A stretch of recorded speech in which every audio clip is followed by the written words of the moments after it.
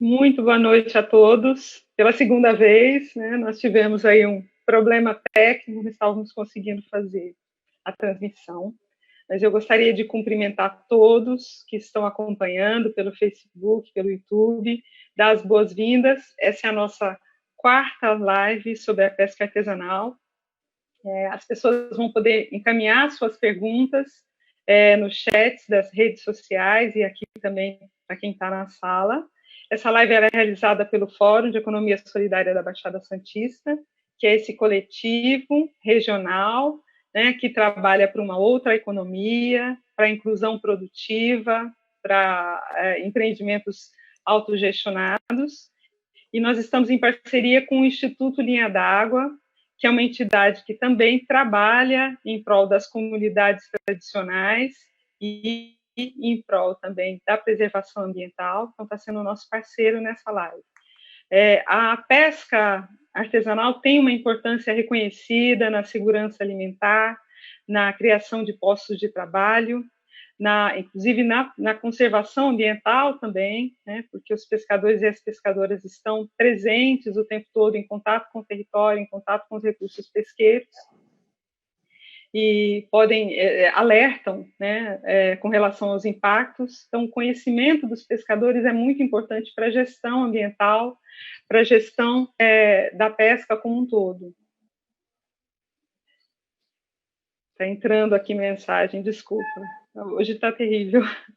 No entanto, essa importância, muitas vezes, ela não é reconhecida, né? A contribuição da pesca artesanal, do pescador e da pescadora, não chega até a sociedade como um conhecimento, como um reconhecimento. E uma das questões, um dos aspectos que provocam essa situação é uma falta de formalização da atividade, uma falta de reconhecimento da atividade.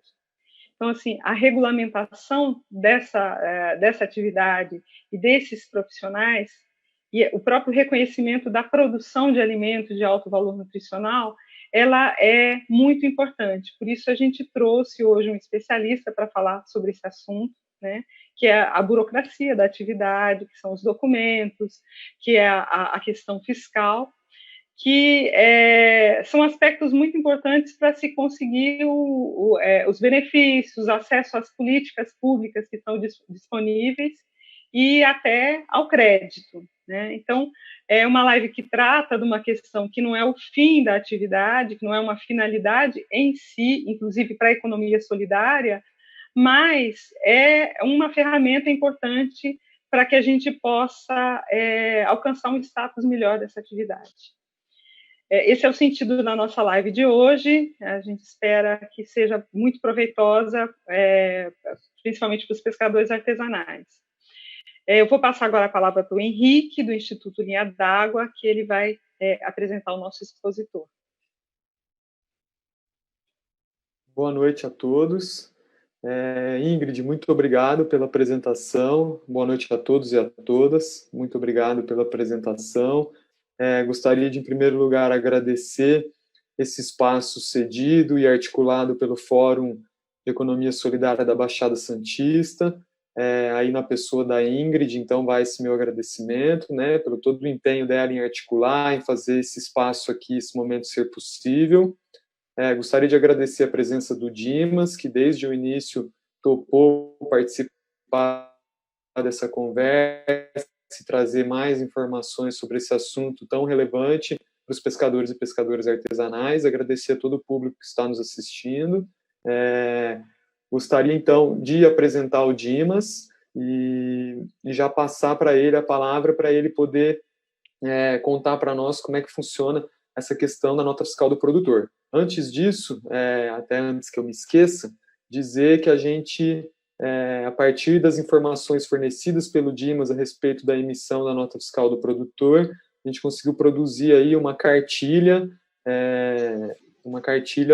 explicando como que é esse processo da obtenção da inscrição estadual, esse processo da emissão, obtenção e emissão da nota fiscal do produtor. Essa cartilha vai estar disponível na nossa página do Facebook, do Instituto Linha d'Água, no Instagram, do Instituto Linha d'Água, mas a gente também vai distribuir isso nos grupos de pescadores e pescadoras, nos grupos de WhatsApp, em formato PDF, em imagem, para que todos tenham acesso a essas informações.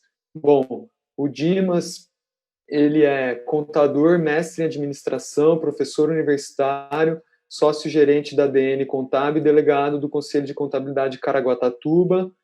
Ele atua com pescadores artesanais do litoral norte de São Paulo há alguns anos já, tem contribuído bastante para o desenvolvimento desse setor, dessa classe de trabalhadores do mar, e também dá esse apoio aí, sobretudo nessas questões contábeis. Dimas, a palavra está com você. Muito obrigado pela sua participação e disponibilidade, e espero que você traga aí, tenho certeza vai trazer informações essenciais, mas que a gente consiga sanar bastante dúvidas também e deixar os pescadores a par dos novos procedimentos estabelecidos aí para essa questão da nota fiscal do produtor. Bom, primeiramente eu gostaria de cumprimentar a Ingrid, que está organizando o Fórum de Economia Solidária da Baixada Santista, cumprimentar o Henrique, do Instituto Linha d'Água, que desde o início fez contato comigo, e, em nome de vocês dois, cumprimentar todos os membros de entidades, colônias dos pescadores, organizações que lutam pela classe pesqueira. Então, em nome de vocês, eu cumprimento todos. E agora, cumprimentar os pescadores da Baixada Santista, aqui do Litoral Norte, e de todo o estado de São Paulo. E, desde já, colocar para vocês a admiração e o respeito que eu tenho pela classe dos pescadores, pelo duro e importante trabalho que vocês desempenham de trazer para as nossas mesas uma proteína animal da melhor qualidade que a gente tem e que a gente possa consumir. Então, eu tenho, de fato, um profundo respeito e admiração pelo trabalho de vocês. E já há algum tempo eu venho participando desse trabalho. Agradeço a oportunidade, né, de poder compartilhar aqui um pouco do que a gente estuda e pesquisa, e com isso também poder contribuir para o crescimento aí da classe pesqueira. Bom, antes da gente começar propriamente a colocar algumas questões, é importante a gente deixar claro que a gente tem a dimensão que dentro do público da classe pesqueira nós vamos ter desde aquele pequenininho que talvez tudo aquilo que a gente... Oi. Posso te interromper só um minutinho? Desculpa. Pode, com certeza. Só a gente está tendo uma dificuldade enorme para transmitir para o YouTube e para o Facebook. Aí o nosso alcance vai diminuir demais. Então, a gente queria pedir que o pessoal que está na sala do Zoom que saísse e que entrasse pelo Facebook. A gente vai colocar no chat aqui o link. E pedir muitas desculpas por isso, não era o que a gente queria a sala aqui com os pescadores, fazendo as perguntas diretamente, mas se a gente fizer dessa maneira, nós não vamos conseguir transmitir, está muito complicado. Desculpa por isso, tá? O link vai aparecer aqui, aí as pessoas, se puderem ir migrando para lá, a gente só fica aqui com quem estiver falando mesmo nessa sala, desculpem. Por favor, pode continuar. A Elciele já colocou o link ali no chat. Desculpa, Dimas. Ok. Pode continuar? Eu aguardo alguns minutos para isso? Ou pode continuar? Eu acho que pode continuar, porque está sendo gravado, vai tudo para lá. Tá ok. Dá para continuar. Tranquilo, então. Bom, então, o que eu vinha falando é que a gente tem a dimensão que dentro da comunidade pesqueira, a gente tem aquele pescador que é pequeno, que tem uma escala de produção bastante pequena e que talvez alguns pontos que a gente aborde aqui, para eles ainda não façam sentido. Pode ser que venha a fazer sentido daqui a um tempo. Mas também a gente tem consciência que dentro da comunidade pesqueira, muito do que a gente vai abordar aqui faz sentido e tem uma importância, né, para que ele possa fortalecer a atividade dele. Então, a gente tem a dimensão, né, que a gente tem esses polos, né, aquele pequenininho, um pouco maior e o outro mais estruturado. Bom, primeiro ponto, então, que eu gostaria de colocar seria mentir, dizer que o pescador tem que daqui para frente se formalizar, obter uma inscrição, obter nota fiscal, emitir nota fiscal, porque sem isso ele não se aposenta, porque sem isso ele não renova a carteira de pesca dele. Seria mentir falar isso, né? Porque não existe uma norma ainda que diga que o pescador é obrigado a ter a inscrição, é obrigado a emitir nota, porque senão ele não renova a licença, porque senão ele não aposenta. Então seria mentir a gente falar isso. Mas também seria omitir a gente não colocar alguns pontos, algumas regras, algumas mudanças que vêm ocorrendo que fazem com que o pescador tenha a necessidade de se formalizar, até para poder sustentar a sua atividade, fortalecer essa atividade e crescer. Então, a gente vai começar a colocar primeiro alguns pontos que são específicos ou ligados à comunidade pesqueira ou atividade do pescador. E depois eu vou colocar um outro ponto que não está restrito só à atividade do pescador, mas está ligado à vida de todo mundo, né? Também do trabalhador urbano, que trabalha num mercado, numa empresa, num banco, para a gente, então, começar a entender o porquê a gente se formalizar e, a partir em se formalizando, o que acontece com a vida do pescador. Bom, a gente vem observando já há algum tempo, eu já venho trabalhando com a comunidade pesqueira, eu faço contabilidade da colônia Z8 aqui de Caraguatatuba, acompanho esse trabalho. A gente tem um projeto que nasceu dentro da colônia, né, na conversa, nas trocas com o pessoal da colônia, que a gente veio formatando e a gente vem, desde então, estudando tudo quanto é assunto na área da legislação que está ligado à atividade do pescador artesanal. Bom, então, com isso a gente observa que há algum tempo, alguns cenários vêm mudando em relação ao pescador. Então, o primeiro deles que a gente poderia citar é a forma da aposentadoria para o pescador. Há alguns anos atrás, o pescador ele tinha uma atividade totalmente informal e, quando ele chegava lá perto de aposentar, ele ia na colônia dos pescadores, pedia uma declaração da colônia de que ele foi pescador a vida toda, a colônia dava essa declaração, ele levava essa declaração lá na Previdência Social e, com essa declaração, ele entrava com o pedido da aposentadoria e formalizava a aposentadoria. Já não é mais assim, né? Tem a Emenda Constitucional 103, que trata de toda a regulamentação da aposentadoria, e dentro dela fala do pescador artesanal, do produtor rural, segurado especial. E essa norma, ela traz uma nova forma do pescador ter que comprovar a atividade. Então, o pescador ele não precisa provar o recolhimento, mas ele precisa provar a atividade. E para ele provar a atividade, então ele tem que provar pelo menos 15 anos de atividade, né? E ele se aposenta com 60, o homem, e 55 a mulher. E aí, para ele comprovar essa atividade, ele pode lançar mão de uma série de documentos. Tá? Então, ele pode lançar mão que ele comprou uma rede, comprou um motor para o barco, que ele comprou óleo diesel, e assim por diante, para ele anexar isso no processo e comprovar que ele, durante a vida, foi pescador. Só que esse processo, antigamente, quando eu falo antigamente, é coisa aí de uns 3 anos, 2, 3 anos, quem analisava o processo de aposentadoria do pescador, por exemplo, daqui de Caraguatatuba, ou aí das cidades da Baixada Santista, era o próprio funcionário da Previdência da cidade. E ele, então, conhecia, ainda mais nas cidades menores, ele conhece quem é pescador, quem não é, então ficava mais fácil de convencer aquele profissional que vai fazer a análise lá na Previdência de que aquela pessoa realmente, durante a vida toda, foi pescador. Já há uns 3 anos, a Previdência mudou a forma dessa análise de processo. Então, hoje, o processo ele é distribuído dentro do país todo. Então, de repente, um pescador de Itanhaém, ou aqui de Caraguá, ou de São Sebastião, quando ele entra aqui com pedido, o processo dele vai ser talvez analisado lá em Ribeirão Preto ou em outro estado. E vai ser analisado por alguém que não conhece, que não sabe se ele é pescador ou não.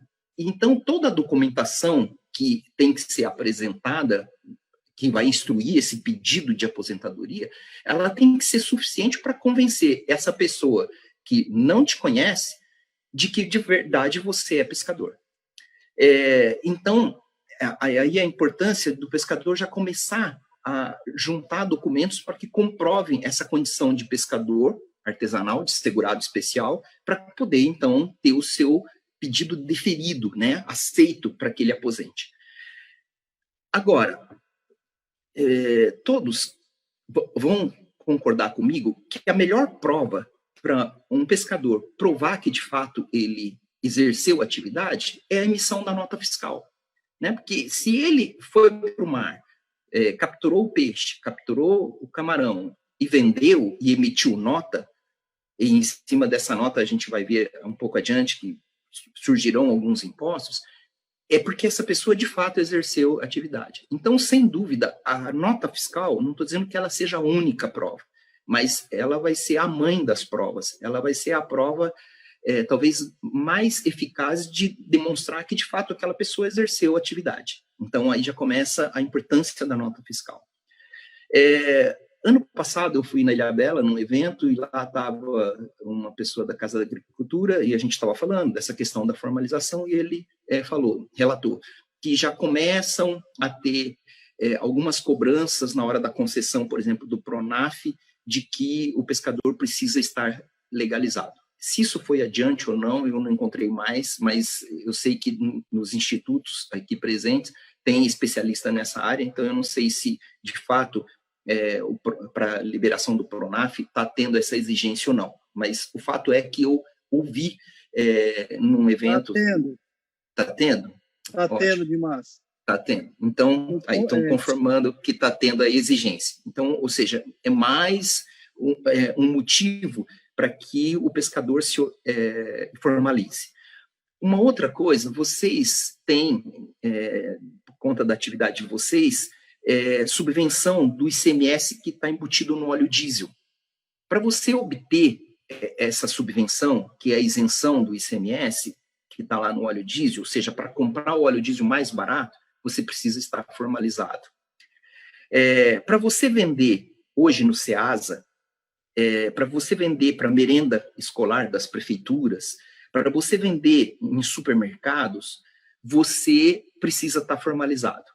Aqui, por exemplo, em Caraguatatuba, eu já vi produtores rurais, né, porque o pescador está equiparado a produtor rural, nos procurando e falando que não consegue mais fornecer para determinado supermercado, porque o supermercado não pode comprar se não tem a emissão da nota fiscal. Então, se por um lado você não é obrigado a ter, porque sem isso você não pesca, por um outro lado, se você não se formaliza e não tem como emitir nota, você passa a não poder usufruir de alguns benefícios e não poder comercializar o seu produto com algumas pessoas, né, ou com algumas empresas. Então, ou seja, começa a limitar a ação do pescador. Então, se por um lado não é obrigatório, por outro lado, acaba se tornando conveniente. Bom, então, dito isso, e deixando claro da conveniência e não da obrigação, eu gostaria de colocar um outro ponto que agora não está ligado somente ao pescador, mas que isso vale para todo mundo. Eu vou colocar isso de uma maneira rápida, porque não é o foco aqui, né? O nosso foco é falar sobre a legalização do pescador, mas para o pescador entender que ele também está contemplado no que eu vou colocar agora. A Receita Federal, já há alguns anos, mais precisamente desde o ano de 2006, ela vem implantando um sistema de controle que é chamado DISPED, a sigla, né, onde está a nota fiscal eletrônica, que muita gente já ouviu falar, né, o e-social, está tudo dentro desse SPED. É um sistema poderoso, eu não vou ficar aqui alongando sobre a questão da estrutura tecnológica da Receita Federal, mas vocês podem acreditar, ela tem tecnologia de ponta, e com essa tecnologia de ponta, ela mudou a maneira dela fiscalizar. Antes, a Receita Federal ela tinha que ir até as pessoas, jurídica ou física, para pegar as informações e poder fiscalizar. Mudou. Agora, são várias pessoas que falam da gente para a Receita Federal, que passam informações sobre as nossas operações para a Receita Federal. O banco é um que informa sobre a nossa conta bancária, nós que temos cartão de crédito e débito, as operadoras informam sobre a gente, se a gente troca um carro, o Ciretran informa, se você compra um imóvel, o registro de imóveis informa. Enfim, hoje nós temos um número de pessoas que falam da gente para a Receita Federal. E a Receita Federal também recebe algumas informações da gente, e ela cruza dados. Então, hoje, a Receita Federal não precisa mais correr atrás de informação como era antes, mas ela pega todas as informações que chegam para ela nesse sistema, que eu falei, né, e cruza dados e vê se está consistente ou não, se está coerente, se não está, e nos questiona. Então, isso vale para todo mundo. Então, só para fazer rapidamente um comparativo, há uns anos atrás foi criado o MEI. O MEI nasceu para formalizar aquelas pessoas que atuavam de maneira informal, por exemplo, manicure, cabeleireira, pintor, mecânico, eletricista. E criou-se o MEI, que é a maneira mais barata em termos jurídicos, né, de empresa, para se formalizar.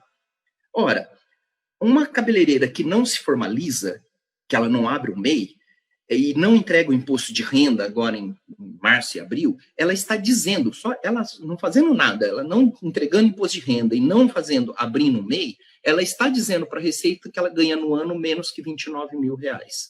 Se ela, por acaso, ganha mais que isso, movimenta entre banco, cartão de crédito, mais que isso, e esses órgãos informam para a Receita tem informações suficientes para questioná-la. Por que ela não entregou imposto de renda, sendo que ela teve lá uma movimentação, por exemplo, de 50 mil, e ela não entregou imposto de renda e ela está com isso dizendo que ganha menos que 29 mil.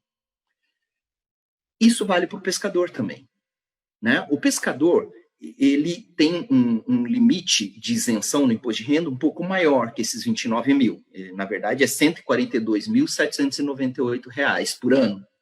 Então, o pescador que movimenta na sua conta 50, 60 mil, ele, bom, estou abaixo de 142, está tudo certo. Mas a Receita enxerga essa movimentação. Você não é obrigado a entregar imposto de renda, porque está abaixo dos 142 mil. Mas se a Receita te questiona, né, se você cai num trabalho de amostragem da Receita que te questiona, você vai ter que provar que você é produtor, que você é pescador, portanto, que você faturou só 50 mil ou 60 mil no ano, que você não estava obrigado a entregar. E para você provar para a Receita, você vai ter que ter documentação, você vai ter que ter elementos suficientes para convencer a Receita de que você é pescador. E aí talvez a nota fiscal, novamente, seja a grande prova para você dizer para a Receita que você movimentou aquilo na tua conta, que você não tem que pagar imposto, que você está isento, porque você é pescador. Então, isso são situações que vão fazendo que passe, talvez, a ser necessário, não obrigatório, mas necessário, que o pescador comece a se formalizar. Bom, dito isso, vamos começar a entrar na questão da formalização do pescador, né? Primeiro, o que é necessário, como é que eu faço essa formalização e como é que eu emito nota, e a partir disso, na hora que eu emito nota, que consequência de imposto isso traz?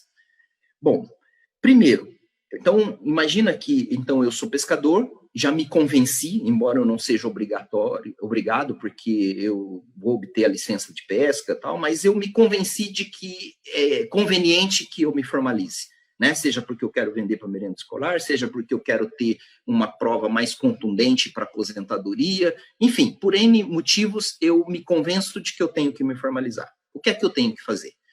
Bom, para isso eu vou pegar, primeiro, meus documentos pessoais, RG e CPF, né?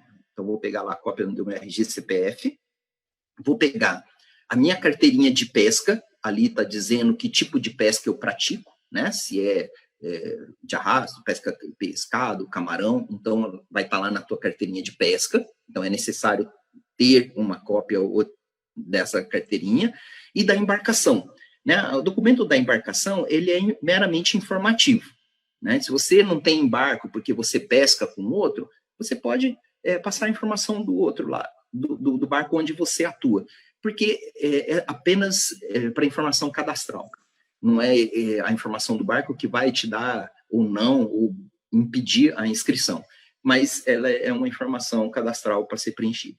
Então, com esses documentos em mão, né, os meus documentos pessoais, a carteirinha de pesca para dizer que o tipo de pesca que eu pratico, e mais o documento da embarcação, eu entro no site do Cefaz, né, da Cefaz é a Secretaria da Fazenda do Estado de São Paulo. A Secretaria da Fazenda do Estado de São Paulo é ela que regulamenta, que controla e que, além de controlar, ela que fiscaliza a circulação de mercadorias.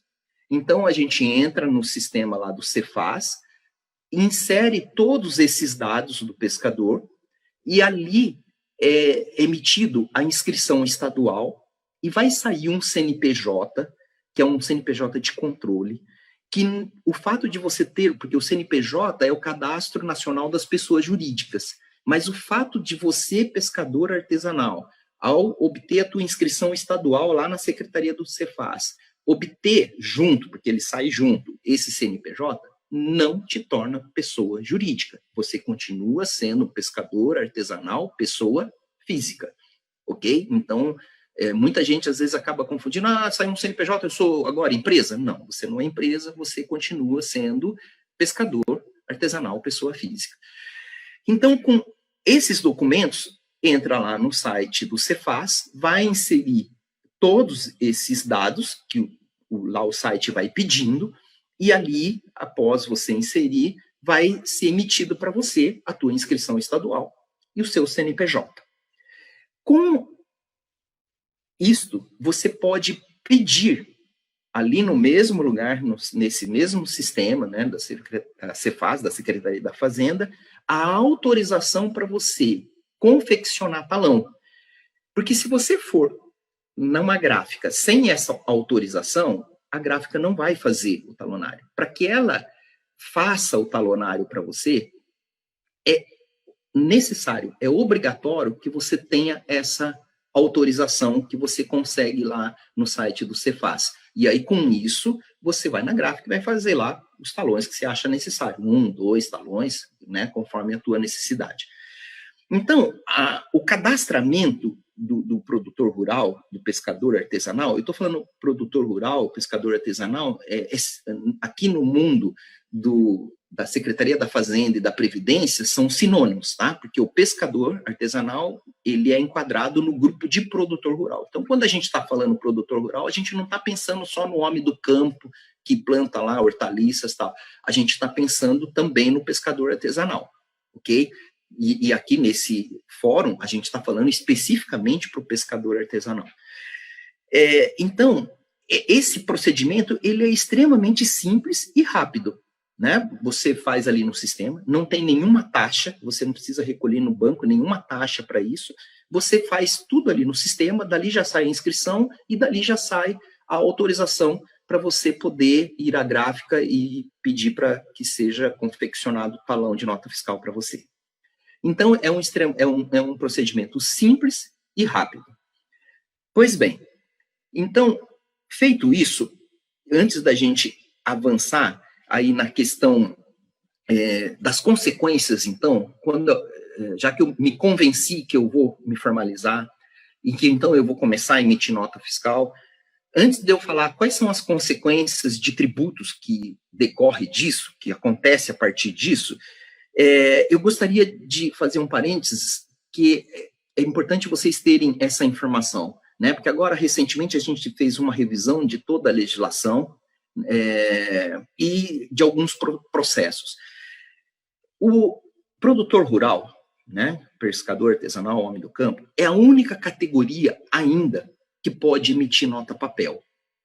O restante, todo mundo emite nota eletrônica. Então, todas as empresas, o barzinho lá da esquina, a peixaria, a padaria, o supermercado, todo mundo emite nota eletrônica ou cupom fiscal eletrônico. O cupom fiscal eletrônico é a nota eletrônica simplificada. Então, nenhuma dessas empresas mais emite nota em papel. Não existe mais nota papel para as empresas. Mas para o produtor rural, para o pescador, ainda existe. Só que o pescador, o artesanal, né, ele pode optar pela nota eletrônica. Ele pode falar, não, eu não quero emitir nota em papel, eu vou emitir nota eletrônica. Bom, certamente alguém já vai me perguntar, então eu já vou respondendo. Mas o que eu ganho emitir nota eletrônica e não nota em papel? Né? Porque nota em papel é melhor.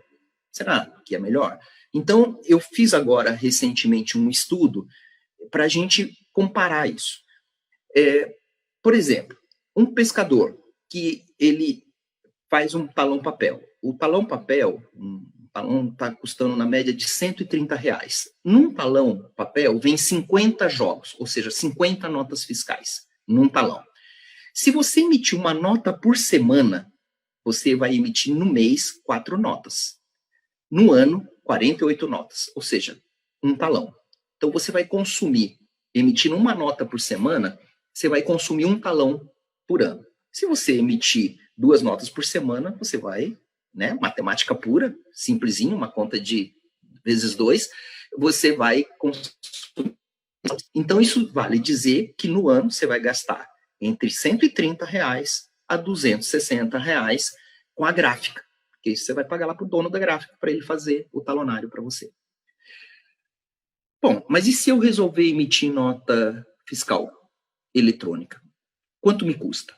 Para você emitir nota fiscal eletrônica, você precisa de um computador, que, né, hoje quase todo mundo tem computador, de internet, e você precisa de um software, né, de um programa.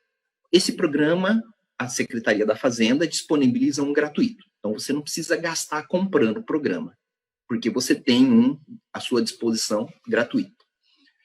Agora, para você emitir a nota fiscal eletrônica, você precisa adquirir o certificado digital. O certificado digital é parecido com aquele cartão do banco, ou cartão de crédito que a gente tem, que tem lá aquele chip e tal, que ele é uma chave de acesso para a gente entrar no sistema do Cefaz e emitir a nota da Receita Federal e do Cefaz e emitir a nota fiscal eletrônica. Então, eu preciso adquirir o certificado digital. Quanto que está um certificado digital? Se você assinar um certificado por 3 anos, porque se você faz por 1 ano, acaba saindo mais caro. Então, compensa fazer a assinatura, porque ele é uma assinatura por um período, né? Então, pode ser assinar por 1 ano, por 2 anos, por 3 anos. Em média, compensa assinar por 3 anos, que sai mais barato. Você fazendo uma assinatura de um certificado digital por 3 anos, você vai gastar, o preço normal de mercado é R$290. Para os pescadores aqui do Litoral Norte, eu tenho aqui uma certificadora que é parceira da gente, eu já consegui por R$230. Mas aí na Baixada Santista, nada impede dos pescadores se organizarem, procurar uma certificadora, negociar e conseguir também um bom preço, né? Às vezes, talvez até um pouco menos que 230. O importante é, se organiza e consegue aí um bom preço para obter o certificado. Bom, eu vou pegar o preço que eu consegui aqui, R$230. Se eu dividir ele por 3 anos, vai dar R$76. Bom, na nota papel, a gente gasta entre 130 a 260 por ano. No nota eletrônica, eu gasto R$76 e posso emitir quantas notas forem necessárias.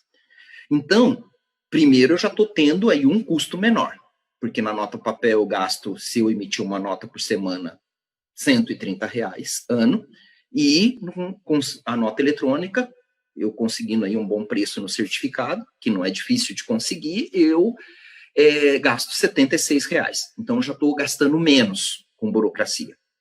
Bom, é só isso? Não, não é só isso. Com a nota eletrônica, principalmente quem mora em divisa de estado, né? Por exemplo, aqui a gente tem Ubatuba, que é divisa de Paraty. Então, se um pescador de Ubatuba, que é divisa com Paraty, quiser vender um peixe para algum mercado, alguma peixaria de Paraty, ele tem que ter nota eletrônica. Porque a venda de um estado para outro não pode ser feita com nota papel, tem que ser feita com nota eletrônica. Se vocês se organizam e vão vender para a prefeitura, para a merenda escolar, tem que ser nota eletrônica, a nota papel não serve. Então, a nota eletrônica, além de ser mais barata que a nota papel, ela te abre uma possibilidade maior de comercialização por conta de algumas operações, como a operação de um estado para o outro, ou como com a prefeitura, você é obrigado a ter a nota eletrônica. Então, isso é só para refletir, cada um toma a decisão que achar melhor, né, que entenda que tenha que se formalizar, seja papel, seja eletrônica, é válida, né, porque, por enquanto, ainda a classe do produtor rural, pescador, pode emitir nota papel. Muito bem. Dito isso, e feito a minha inscrição, então eu fui lá, formalizei minha inscrição e tenho nota fiscal, seja eletrônica, seja papel, não importa.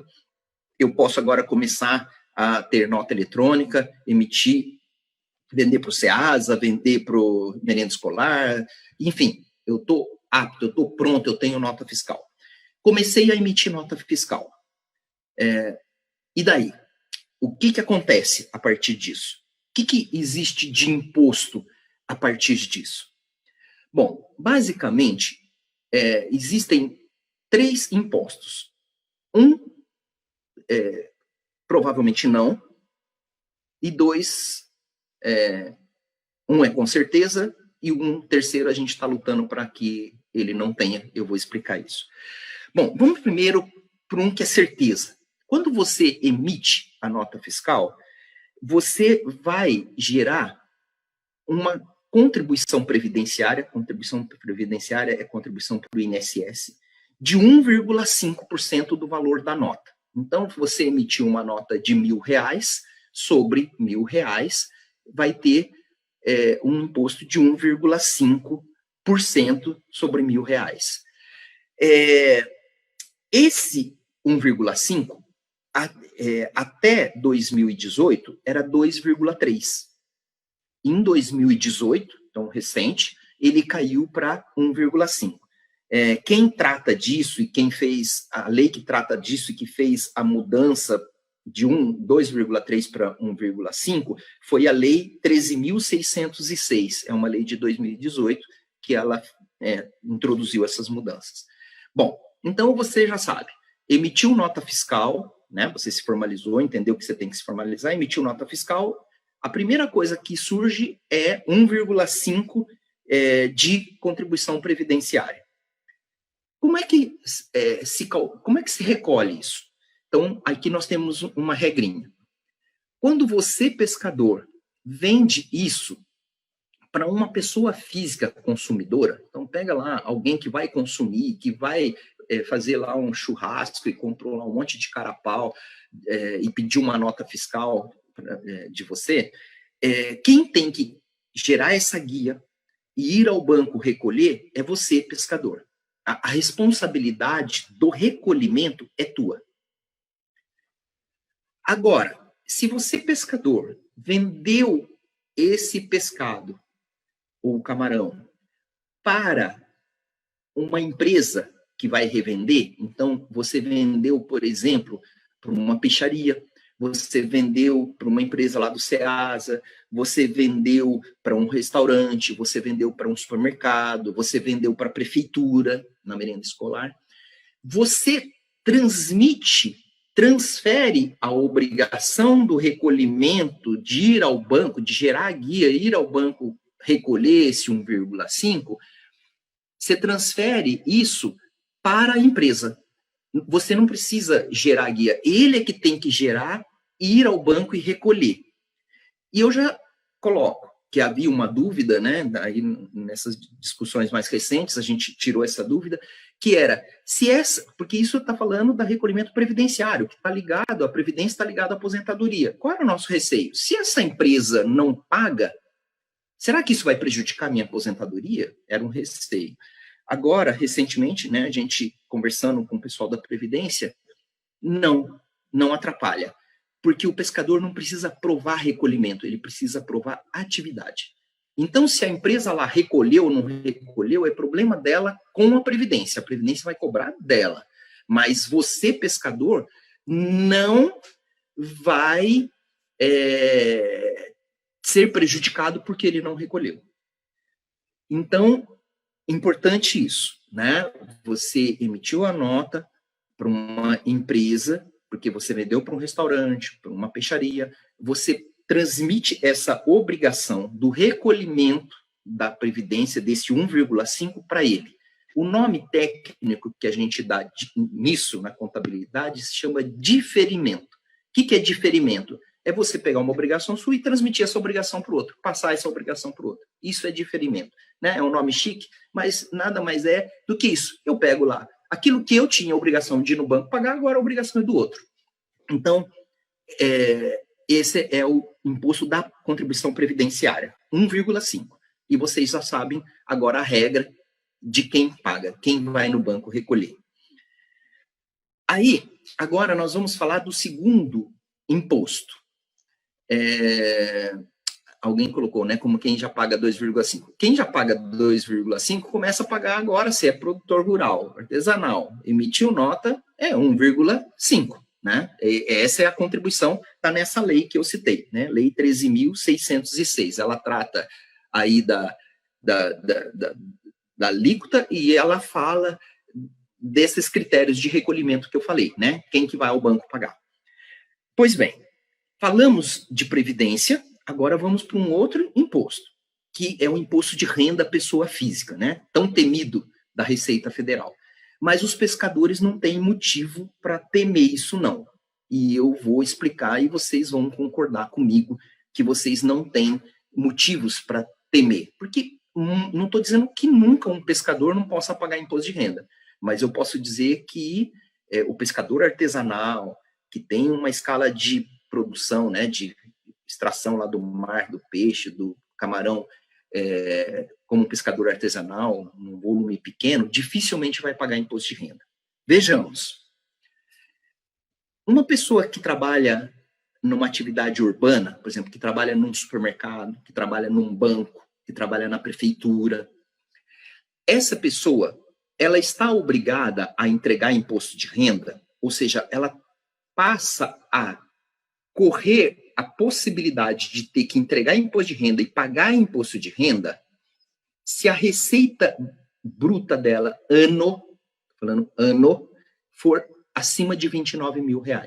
Então, uma pessoa que trabalha, por exemplo, num banco e ganha no ano R$40 mil por ano, R$45 mil por ano, ela é obrigada a entregar a declaração de imposto de renda.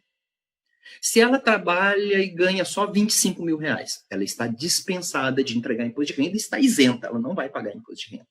Mas se ela, por exemplo, ganha R$35 mil, R$40 mil, R$45 mil, ela é obrigada a entregar a declaração de imposto de renda e, dependendo do resultado lá, ela é obrigada a pagar. Quando essa pessoa vai entregar o imposto de renda, ela tem lá, ela pode deduzir lá médico, dentista, dependente, ou ela pode, que a gente chama pelo desconto simplificado, ela pode abater 20%, e esses 20%, o resultado desses 20% não pode ser maior que 16 mil, uns quebradinhos. Então, esse é o tratamento para o trabalhador urbano. Então, só recapitulando, eu falei que o trabalhador urbano está obrigado a entregar imposto de renda se ele ganha no ano mais que R$29 mil. O produtor rural, o pescador artesanal, só está obrigado a entregar imposto de renda se no ano ele ganhar mais que R$ 142.798,50. Muito mais que R$29 mil. Então, se um pescador ganhou no ano R$100 mil, emitiu, por exemplo, de nota R$100 mil, ele não é nem obrigado a entregar imposto de renda. Ele está isento de imposto de renda. Se ele emitiu 140 mil, continua da mesma maneira, desobrigado de entregar imposto de renda e isento de pagar imposto de renda. Então, olha que o urbano é 29. O pescador artesanal o produtor rural, o pescador artesanal, é 142.798,50. Sem contar que o urbano tem desconto de 20%. O pescador artesanal, o produtor rural, tem um desconto de 80%, um abatimento de 80%. Ora, com essas regras, que você, até 142 mil, não precisa nem sequer entregar.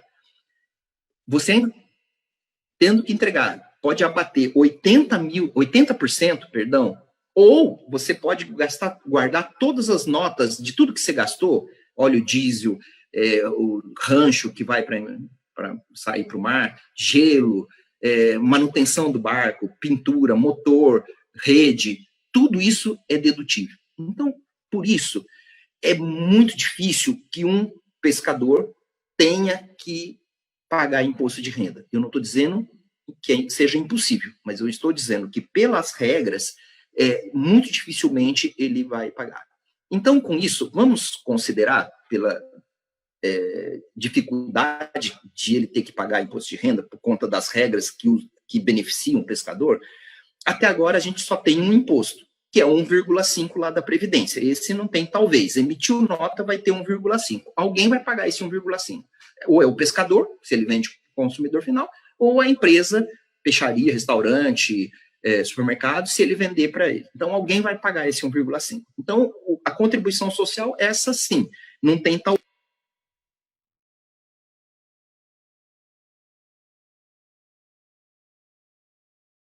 Dimas, o seu áudio fechou. O áudio não está pegando, Dimas. Pronto. É que sem querer eu fui virar o papel, bati aqui. Mas tranquilo, restabeleceu, né? Sim, okay. Tudo bem, podemos seguir. Bom, então com isso, até agora, a gente tem a certeza apenas do 1,5 da Previdência. Muito bem.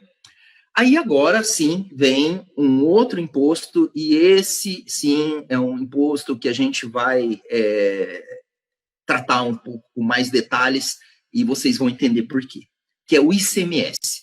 Né? O ICMS é Imposto sobre Circulação de Mercadorias. Quem regula e fiscaliza e controla é a Cefaz, onde você vai se cadastrar.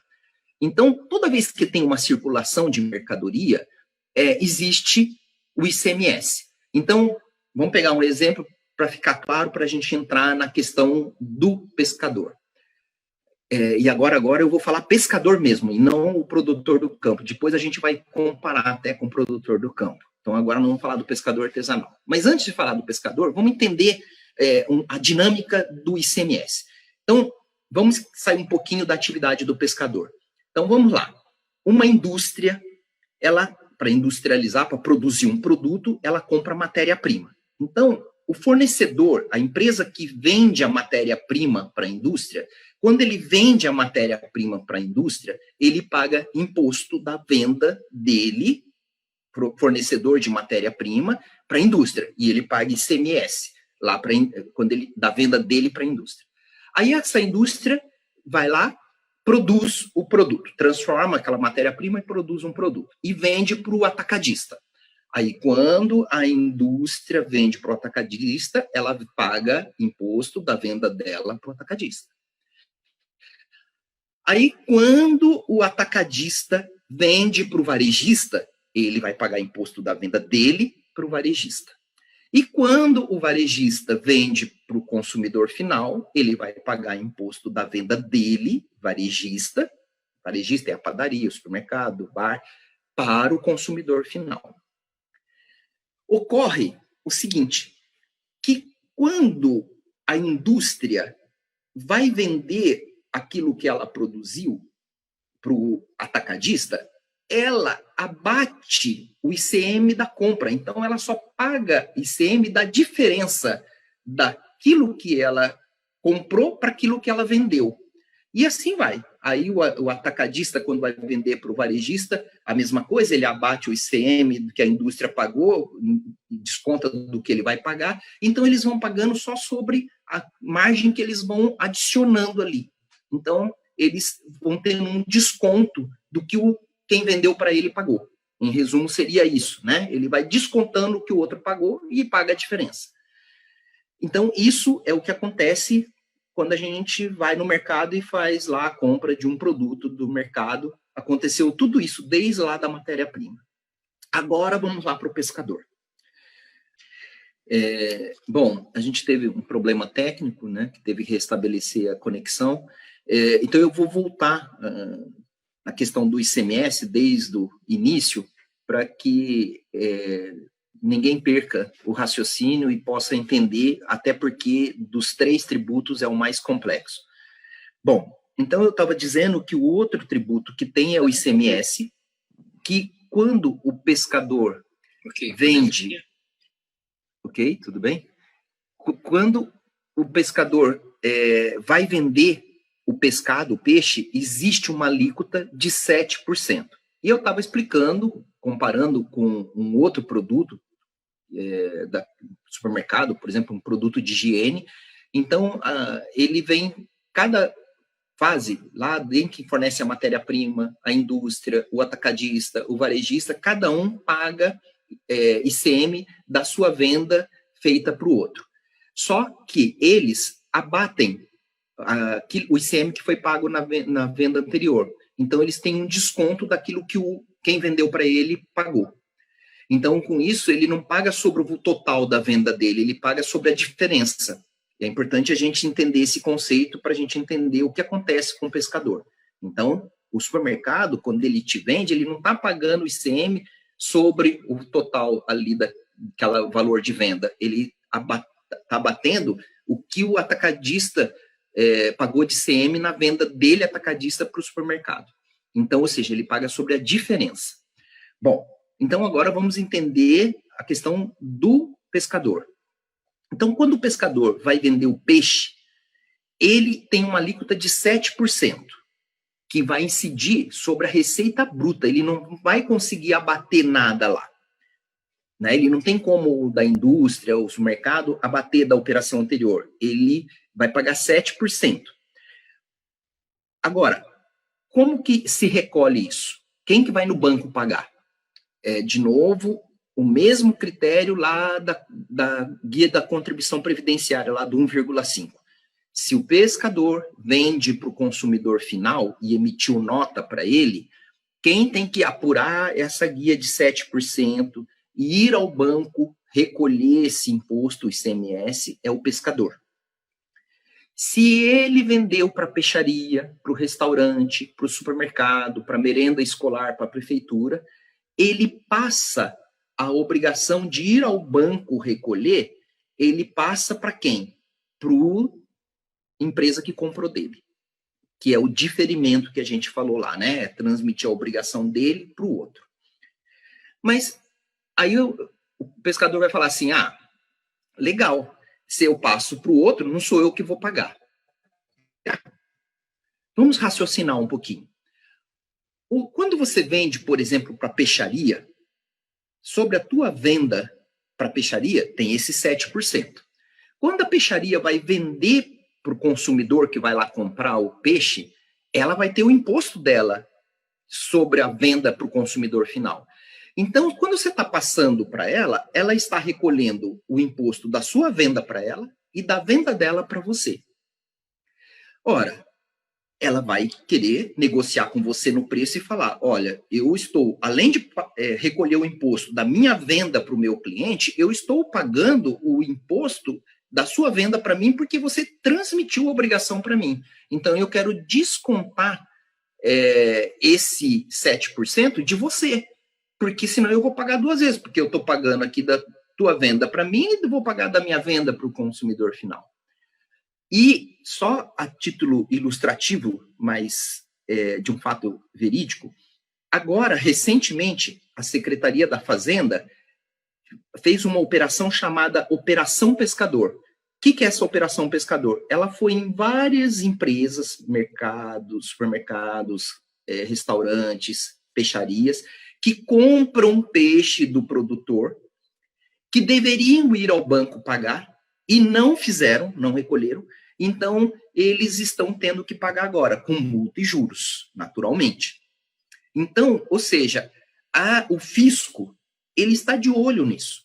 Então, ou seja, isso é uma operação recente, nós estamos falando de uma operação recente, o fisco do estado de São Paulo foi em diversos estabelecimentos comerciais, identificou que esses estabelecimentos comerciais não recolheram o ICMS do pescado que o pescador vendeu para ele, e então agora eles estão tendo que recolher isso com multa e juros. Ora, então, não tenha dúvida que esse dono desse estabelecimento comercial, seja ele uma peixaria, um supermercado, na próxima ele não vai deixar passar a batida, ele vai falar para o pescador, olha, eu já tive que recolher aqui ainda com muitos juros, então, olha, eu vou descontar de você porque esse imposto é da sua venda para mim, porque fora esse eu vou pagar da minha venda para o consumidor, para o meu cliente. Então, no final das contas, vai sair, embora quem vá no banco recolher a empresa, mas vai sair do bolso de quem? Do pescador. E veja que 7% sobre a receita bruta, sobre o valor da nota bruta, é muito caro. Então, vocês já sabem a regra com relação ao pescado. E já sabem a alíquota. A alíquota é 7%. Vocês já sabem que vocês não têm como abater a operação anterior. E vocês já sabem que quando vende para a empresa, quem paga é a empresa, mas que a empresa vai atribuir, vai cobrar de você, vai descontar de você no acerto dela contigo esse ICM, porque ela não vai ficar aceitando pagar o teu imposto, porque senão ela vai pagar o seu para ela e o dela para o cliente dela. Então, no final da história, isso vai estourar no bolso do pescador. Então, nós falamos do peixe. Agora, vamos piorar um pouco a história. Vamos falar do camarão. Primeiro que o camarão, a alíquota não é 7%, é 18%. Ou seja, muito mais caro que os 7% e muito mais caro ainda que aquele 1,5% da contribuição previdenciária. E, da mesma maneira, você não tem como abater a operação anterior, igual do pescado você não tem como abater. Então, ou seja, é 18%, você emitiu uma nota de R$1.000 de camarão, é R$180 de CM. É muito dinheiro. Só que tem um agravante aí na história, né? Não tem nada que esteja ruim que não possa piorar. E nesse quesito aqui do ICMS do camarão, dá para piorar. Até recentemente, havia entendimentos que o camarão, o recolhimento do camarão se dava da mesma maneira. Quando você vendia para consumidor final, era você que pagava. Quando vendia para o mercado, era ele que pagava. Só que a gente foi fazer toda uma revisão, inclusive eu tenho um amigo fiscal, que é fiscal do ICMS, conversei com ele, ele tem lá um grupo no WhatsApp dos fiscais, vários fiscais opinaram, e um até achou que, como o peixe, o pescado, ele passa a obrigação para a empresa, mas muitos, a maioria falou que não. E a gente foi pesquisar na legislação, e, de fato, na legislação, não tem nada que diga que o camarão, o pescador pode passar a obrigação para a empresa. Inclusive, a lei que trata disso, dessa questão, é o artigo 391 do regulamento do ICMS. Esse artigo 391, ele fala que quando o pescador vende para uma empresa, ele transmite a obrigação do pescado para a empresa, exceto crustáceo e molusco. Camarão é crustáceo. Então, ou seja, o camarão, você não passa a obrigação para o outro. Então, a obrigação do recolhimento de ir ao banco a pagar o ICM da venda do camarão é do pescador. Ele não transfere essa obrigação. Mas mesmo que ele transferisse, da mesma maneira do peixe, lá o dono do mercado ia cobrar de você. Mas só que nesse caso você não tem nem chance de discutir com ele, porque é você que tem que ir no banco pagar. Esse caso está polêmico, como eu falei, né? Eu consultei esse meu amigo, ele consultou vários fiscais, uns entendiam sim, outros não. As consultorias que a gente fez, as revistas de consultoria tributária, todas falam que não tem o diferimento, ou seja, que é o pescador que tem que recolher. Aí eu fiz uma consulta direto para o Cefaz. Eu mandei essa consulta para o Cefaz. E eu estou aguardando a resposta. Né? Ainda hoje à tarde fui checar se eles já tinham respondido, ainda não. Mas com certeza, a hora que eu tiver a resposta, eu vou, através de todas as entidades, né, Instituto Linha d'Água, as colônias, todo, eu vou repassar, que vai confirmar se de fato é o pescador mesmo que tem que recolher ou se ele pode passar a obrigação, como é o caso do pescado. Isso assim que eu tivesse, que aí essa é a posição oficial do fisco, né?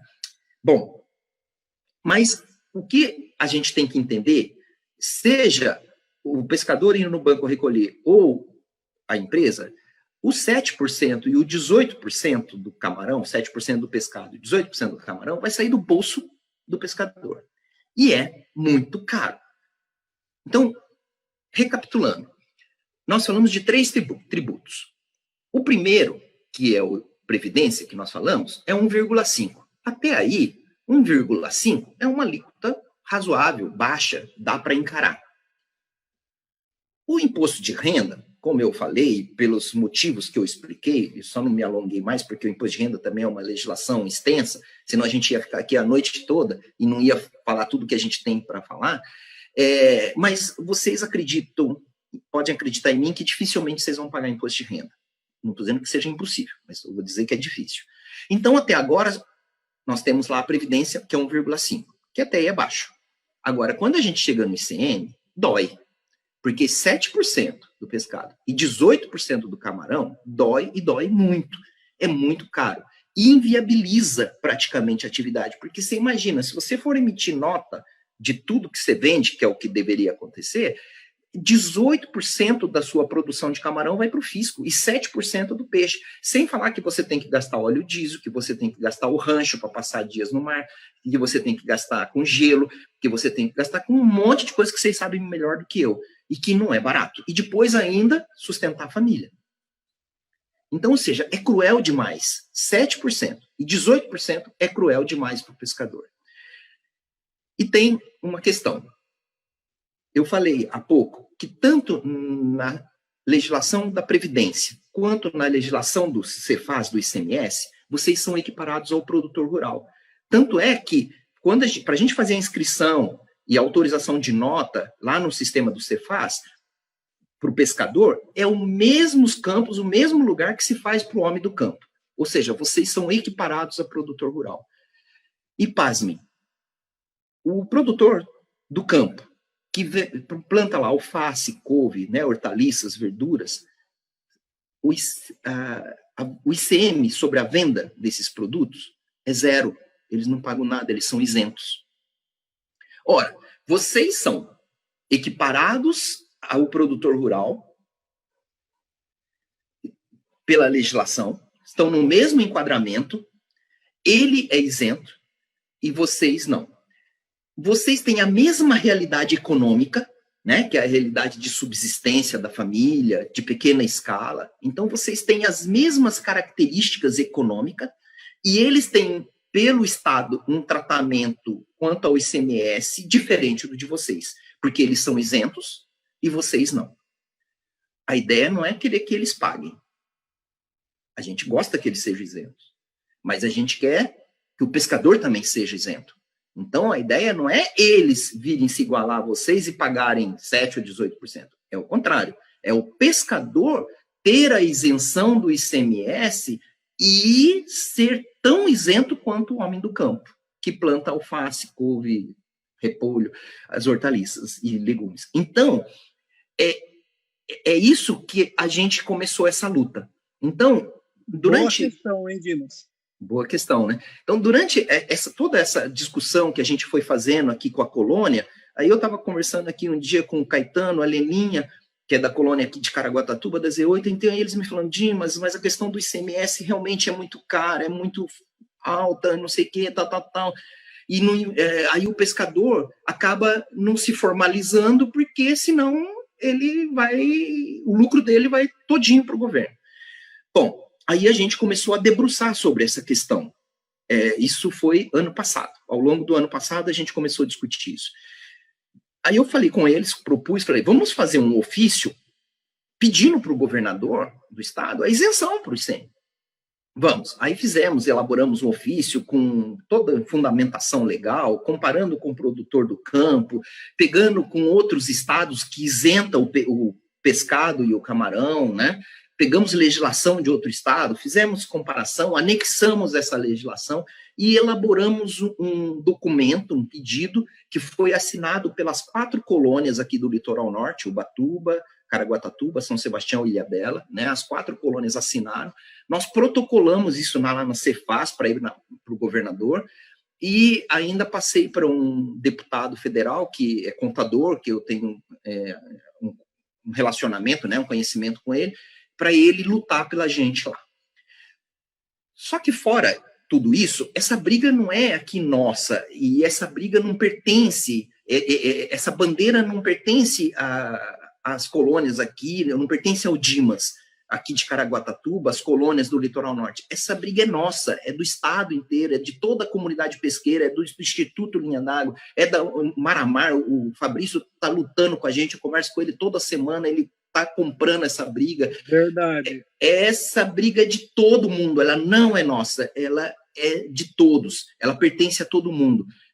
Estive essa semana em São Sebastião, num evento lá com os pescadores, estava o pessoal da Prefeitura, da Secretaria da Agricultura e Pesca. Então, ela até já me mandou, a Simone me mandou a minuta do pedido que ela vai fazer para o prefeito de lá assinar e entregar na mão do Dória, já me mandou, já olhei. Então, ou seja, todo mundo que puder entrar nessa briga, essa bandeira é de todo mundo. Por quê? A gente precisa urgentemente isentar o ICMS do pescador artesanal. Eu não estou falando para o governador isentar o ICMS para o dono do restaurante, para o dono do supermercado. Deles, ele que cobra, que se vira. Eu estou falando do pescador artesanal. Nesse documento que nós fizemos, e várias entidades já têm, nós divulgamos esse documento, que é para a gente, todo mundo mesmo entrar na briga, na luta, nós pedimos a isenção para o pescador artesanal. Nós não estamos pedindo isenção para o dono da peixaria, para o dono do restaurante, para o dono do supermercado, para ninguém deles. Nós estamos pedindo que o pescador artesanal, da operação de venda dele, pescador artesanal, seja para o consumidor final, seja para peixaria, seja para restaurante, seja isento, que o ICM comece a ser cobrado a partir da empresa que compra, da venda da empresa para o consumidor final. Porque daí ninguém tem que vir num pescador e falar, eu vou descontar de você. E nem o pescador tem que calcular a guia do ICMS do camarão e recolher. Então, nós fizemos essa petição, ela está aí, ela é pública, nós estamos compartilhando. Isso não é uma bandeira nossa, começou aqui, mas poderia começar em qualquer lugar. Então, ela é pública, todo mundo pode comprar essa briga, de alguma maneira lutar para que a gente consiga que o governador do estado se sensibilize com isso e dê a isenção do ICMS sobre o pescado, sobre o camarão, sobre molusco, sobre toda a produção do pescador artesanal. Porque aí fica tranquilo. Porque se a gente consegue essa isenção, qual vai ser o único tributo que sobra? Se eu falei que imposto de renda, se vocês acreditarem em mim, e eu garanto que eu não estou mentindo para vocês, dificilmente vocês vão pagar. Se a gente isenta o ICMS, sobrou 1,5% da Previdência. Só. Então, ou seja, que é baixo. E que ainda, quando você vende para a empresa, você passa para ele. Mesmo que ele queira negociar com você, nós estamos falando de 1,5%, não estamos falando de 18%, de 7% em cima do bruto, porque ainda você não pode deduzir a operação anterior como o supermercado deduz. Então é injusto. É outra realidade, né, Dimas? É outra realidade. É injusto com o pescador a cobrança de ICMS de 7% e 18% do peixe e do camarão, sendo que ele não pode abater nada e sendo que é caro demais e ele não tem o poder de barganha, o poder econômico que tem o dono de um supermercado, o dono de um grande restaurante, de uma grande peixaria. Então, a gente tem essa luta, como eu falei, o Instituto Maramar, na pessoa do Fabrício, que eu tenho conversado bastante com ele, o Henrique já entendeu e já está comprando a briga, e todos os outros, as colônias, brigar por essa isenção do ICMS. E, com isso, a gente viabilizar a atividade, ou seja, a legalização da atividade. Então, a grande questão que nós temos, para eu finalizar a minha fala e aí ficar as perguntas, a grande questão que nós temos se o pescador não é obrigado a formalizar para poder ter a renovação da licença, é viável, é conveniente que ele se formalize para ele ter acesso a uma série de coisas, a crédito, a operações com merenda escolar, a subsídio do ICM do óleo diesel. É interessante que ele se formalize. É importante que ele se formalize para ele ter visibilidade, para que ele possa ter acesso a uma série de coisas que ele tem possibilidade de ter. Então, a grande questão que eu coloco é: nós precisamos nos formalizar, pescadores, com o menor custo possível de imposto. E o menor custo possível é pedir a isenção do ICMS e ficar somente lá com 1,5% da Previdência, para a gente poder aproveitar os benefícios por estarmos formalizados. E disso tudo, fazer, que eu digo assim, desse limão, que é azedo, né, ter que fazer aí, legalizar, emitir nota, desse limão fazer uma deliciosa limonada.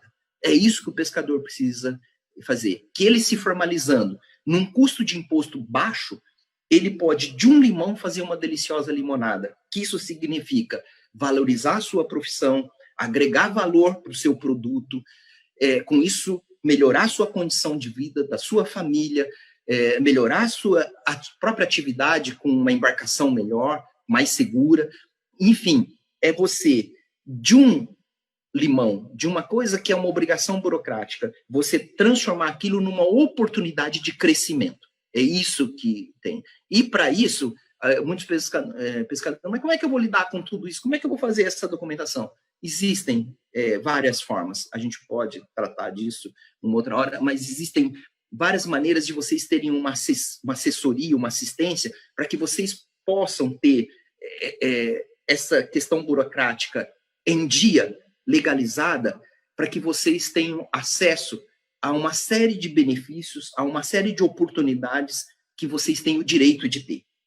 Mas, para isso, a gente realmente precisa lutar para que vocês tenham um custo de imposto baixo, que seja viável para que vocês formalizem. Então, por isso, eu deixei o ICMS por último, e, de uma maneira bastante enfática, estou conclamando, estou pedindo para que todo mundo entre nessa briga, para que o pescador tenha o mesmo benefício do homem do campo, daquele que planta o alface, o repolho, o tomate, a isenção do ICMS, ok? Aí sim a coisa fica mais viável e vocês vão poder crescer de uma maneira segura e sustentável, ok? Então, são essas as considerações que eu queria fazer. Esse assunto é vasto, né? Se deixar, a gente vai ficar aqui falando a noite toda, mas para também não encher de muita informação, o Henrique já falou, olha, talvez a gente tenha que fazer uma nova rodada, quantas vocês quiserem, né? Estou à disposição, é só a gente combinar de horário, tudo que é luta da classe pesqueira, eu estou disponível, estou à disposição, e vai ser um prazer a gente precisar se encontrar outras vezes e discutir e buscar soluções, caminhos para viabilizar a atividade de vocês e, sobretudo, fortalecer a categoria de vocês. Então, era isso que eu queria colocar, e aí agora eu fico à disposição para alguma questão. Não querendo cortar aí, tá? Eu quero fazer os meus parabéns aí para a Ingrid, todos os administradores do grupo aí, né? A sua fala também, as informações também que eu vou poder passar para outros pescadores. É muito importante esse trabalho que todos aí no coletivo estão fazendo, né? Sem exceção de ninguém. Eu, como pescador, eu fico muito orgulhoso de escutar isso de vocês, né? É muito importante escutar essas falas de vocês, não só agregar. Eu, graças a Deus, eu sempre corri atrás dos meus documentos e venho lutando diariamente nessa classe de pesca, né? Graças a Deus. Não é fácil, sol a sol, chuva a chuva, não é fácil, mas é importante mesmo, porque a gente vai poder, além de agregar valor do pescado, né? Um preço excessivo que todos possam consumir na mesa, né? De todo brasileiro, né? E é muito importante isso, né? Eu já venho de uma longa data de pesca, de reuniões, né? Trabalhando sol a sol, e é muito importante escutar isso de vocês, que continue essa linha de raciocínio, que continue essa linha de respeito pela nossa classe de pescador, para poder valorizar um pouco mais, né, o artesanal, né, o artesanal. E eu já venho trabalhando há um tempo também aqui na minha cidade também, eu entrego o peixe no banco de alimento, que por sinal, eu quero aqui, eu não sei, nem sei se ela está presente, mas agradecer a Luciana Mello, né, do Banco de Alimento. Ela foi uma das idealizadoras do projeto do Banco de Alimento e muito importante para os pescadores artesanais da Baixada Santista. Agora ela está em Sergipe, né? Provavelmente alguns de vocês eu acho que devem conhecer ela ou teve o prazer de conhecer ela por telefone ou por né, aplicativo Zoom, e é muito importante isso, tá? Ok, Fernando, concordo com você, endosso todas as suas palavras, eu acho que é bem por aí mesmo, é se organizar e lutar juntos, porque aí juntos a gente fica mais forte. Valeu, Fernando, obrigado pela tua fala aí, trazendo a importância do trabalho aí que a gente está tentando puxar aí com vocês todos, né? É um processo aí de participação bastante intenso aí. Dimas, a gente tem um bocado de perguntas aqui. Vamos começar a endereçar elas, Ingrid? É isso? Podemos, sim. Eu acho que está na hora, né? Já é quase 8 horas, então as pessoas vão se cansando também. Mas eu acho que é um conjunto de informações muito importante, tanto a live, ela vai ficar gravada, vai ficar disponível, e também a cartilha, né? A questão da campanha para isenção de ICMS do pescador artesanal também mobilizou bastante o debate no chat. Isso é muito importante, as pessoas precisam entender que é só com mobilização, com articulação, que essas coisas vão em frente. Uhum. Acho que a gente pode passar para as perguntas. Você quer fazer as perguntas, Henrique? Está com a listagem? Sim, estou com a lista aqui. Tem duas perguntas iniciais já da Larissa Lara, que ela está perguntando: o pescador que emitir nota fiscal se encaixará dentro do MEI? Acho que aí então você poderia explicar, Dimas, sobre essa questão do pescador artesanal abrir um MEI ou não, se isso é recomendável ou não, como que funciona isso, se isso afeta a questão do RGP, seguro especial, né? Acho que seria legal dar uma esclarecida sobre isso, porque é recorrente essa dúvida. E o pescador que emitir a nota fiscal e estar devidamente regularizado terá sua defesa de pesca mantida exatamente, ou terão mudanças a respeito.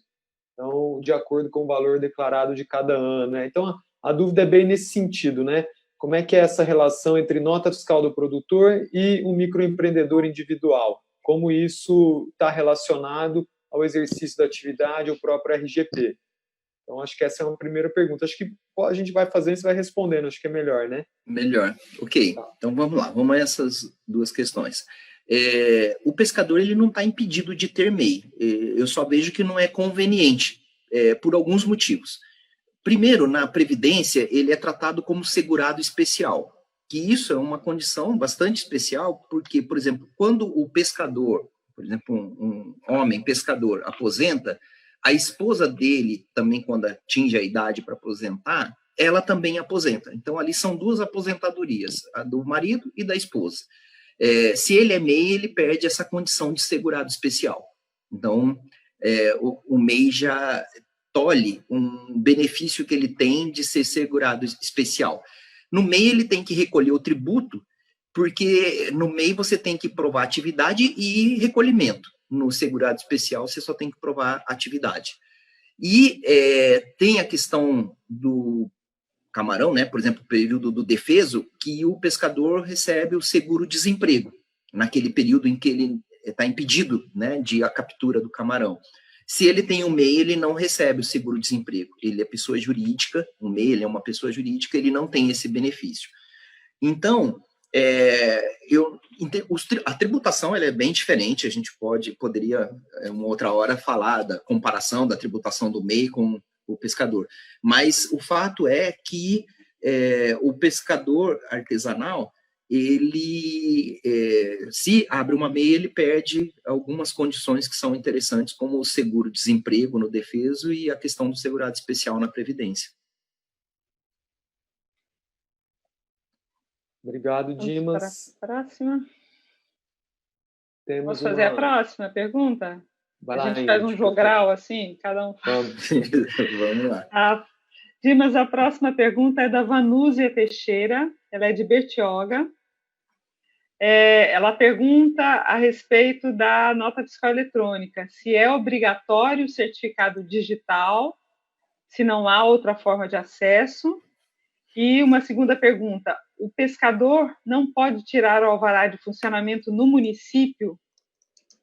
Acho que para ter acesso à nota fiscal eletrônica, está um pouco truncado aqui, mas acho que é isso, a respeito da nota fiscal eletrônica. Bom, vamos lá. Então, tratar dos dois pontos aí. Primeiro, vamos começar de trás para frente. Primeiro, ele não precisa da prefeitura para emitir nota eletrônica. Não é a prefeitura que regulamenta isso, que regula isso. Quem regula isso é o Cefaz, que vai regular junto com a Receita Federal. Então, ou seja, ele não tem a menor necessidade de ter alvará para emitir nota eletrônica. Isso não se torna uma condição para ele ter nota eletrônica. Segundo, a nota eletrônica, ela é emitida num sistema do governo. Quando eu falei que a Receita Federal tem alta tecnologia, e é verdade, ela tem, né, um aparato tecnológico muito forte, a nota fiscal eletrônica ela é emitida dentro do sistema. Quando você entra no seu computador para emitir a nota eletrônica, você não está emitindo a nota ali no teu computador, gravando ali. Você está entrando lá no sistema do governo, da Receita Federal, lá nesse computador que está lá em Brasília, e vai emitir nota fiscal lá no computador de Brasília. É de lá que ela sai. Então, ela é totalmente digital, ela é totalmente eletrônica, e para você ter acesso a esse sistema do governo, você tem que ter uma chave de acesso. E essa chave de acesso é o certificado digital. Ou seja, sem certificado digital, não há a menor possibilidade de emitir nota fiscal eletrônica. É uma condição necessária para você abrir o acesso e poder, então, inserir lá os dados da nota e emitir a nota fiscal eletrônica. A Ana Flávia está pedindo aqui no chat o link de onde o pescador tem que entrar para emitir a nota eletrônica. Será que a gente consegue mandar? Vamos lá. É assim, ó. Eu vou falar como é que se dá. Na verdade, não é um link. Então, funciona assim, ó. Vamos considerar que ele se formalizou para ele poder pedir nota fiscal. Então, ele foi lá na Secretaria da Fazenda e lá ele se cadastrou e saiu a inscrição estadual. Para ele emitir nota eletrônica, a gente tem que voltar lá nesse sistema onde ele se cadastrou e que saiu a autorização para ele fazer nota papel, voltar nesse mesmo lugar e pedir para o cadastramento dele no sistema da nota eletrônica. Isso que eu estou falando é coisa extremamente simples. A gente entra lá e cadastra esse pescador no cadastro para ele estar apto a emitir nota eletrônica. Então, esse é o primeiro procedimento. Vou lá e faço o cadastramento dele para emitir nota eletrônica, que é gratuito, no sistema é simples. Depois disso, ele obteve o certificado digital, ok? Então, com isso, ele já tem o certificado digital na mão e ele tem o cadastro lá para estar apto a emitir nota eletrônica. Aí, ele vai baixar um programinha que o Cefaz disponibiliza, que é gratuito. Então, ele vai baixar esse programa do Cefaz. Então, esse programa ele baixa no computador dele. Aí ele vai entrar nesse programa para emissão, que é um programa específico para emitir nota fiscal eletrônica. Lá ele vai entrar, e para ele entrar lá e acessar, ele vai precisar do certificado digital. Então, aí ele vai inserir ali o certificado digital para ele abrir, que é a chave de acesso. E lá ele vai cadastrar para quem ele está vendendo. O que ele iria escrever numa nota papel, ele vai escrever lá digitando. E no final, que ele terminou de inserir todos os dados, ele vai pedir para gerar a nota eletrônica. E aí, o que é importante? Quando você gera a nota eletrônica, né, o nome já diz, ela é eletrônica, ela não é física. Você vai gerar um arquivinho, que é um arquivo digital, chamado com extensão XML. Isso é a nota eletrônica. Então, vamos supor, você está fazendo uma venda para um supermercado, você entrou com o seu certificado digital nesse programinha gratuito, que através desse programinha gratuito com o certificado digital, você foi lá no sistema da Receita Federal, né? Ele te levou lá, você emitiu a nota lá e gerou o arquivinho da nota eletrônica XML. Você vai pegar esse arquivinho que ele gerou e por e-mail você vai mandar para o teu cliente. Você transmite ele lá para o teu cliente por e-mail. Aí o teu cliente vai receber lá o arquivinho da nota eletrônica. Aliás, esse arquivinho, se você mandar na hora que emite, ele vai chegar antes do peixe. Né? E depois que você vai entregar o peixe. Então, ou seja, você já mandou, já chegou lá no e-mail dele. E você fica também com uma cópia desse arquivinho, né? Você guarda uma cópia com você desse arquivinho e manda uma cópia para o teu cliente. Aí você vai, nesse mesmo programa gratuito, você vai emitir uma coisa chamada DANF. Então, tanto é que às vezes as pessoas olham lá o DANF, que tem aquele código de barra enorme, e falam, aqui é a nota eletrônica. Aquilo não é a nota eletrônica. A nota eletrônica ninguém pega na mão como um papel. A nota eletrônica é um arquivo digital. Aquele DANF, ele é necessário, ele é importante para quê? Quando você imprime esse DANF, porque o DANF significa um documento auxiliar da nota fiscal. É como se fosse um protocolo da nota, um documento que tem os dados da nota. Para que ele serve? Porque vamos imaginar que você está... Aqui a gente está eu estou em Caraguatatuba, o pessoal daqui vai levar lá no Ceasa, em São Paulo. Então ele vai pegar a estrada, vai pegar Tamoios, Ayrton Senna, Dutra, vai lá no Ceasa. Para o peixe fazer esse trajeto, ele vai junto com o DANF. Com esse DANF, né, com esse documento auxiliar. Porque se um fiscal parar ali no caminho, ele tem nota, ele vai mostrar o DANF. Aquilo não é a nota, mas ali tem o código de barra para o fiscal acessar a nota fiscal. Aí ele vai ver que existe uma nota fiscal através daquele DANF. Ou quando chega lá, o cara do Ceasa lê tem um leitor de código de barra, quando ele lê ali, ele enxerga a nota fiscal. Depois que você usou, que já transportou, que acabou, você pode jogar fora aquele DANF. Ele já fez o papel dele, já surtiu o efeito. Então, não existe um link. Você vai ter um programa que você vai instalar no teu computador, juntamente com o certificado digital, que é a chave de acesso, e você vai acessar desse programinha instalado no teu computador com o certificado, o sistema da Receita Federal, e é lá que você vai emitir a nota. Dimas, legal, Dimas. A gente entendeu aí que então é um processo, né? Não é só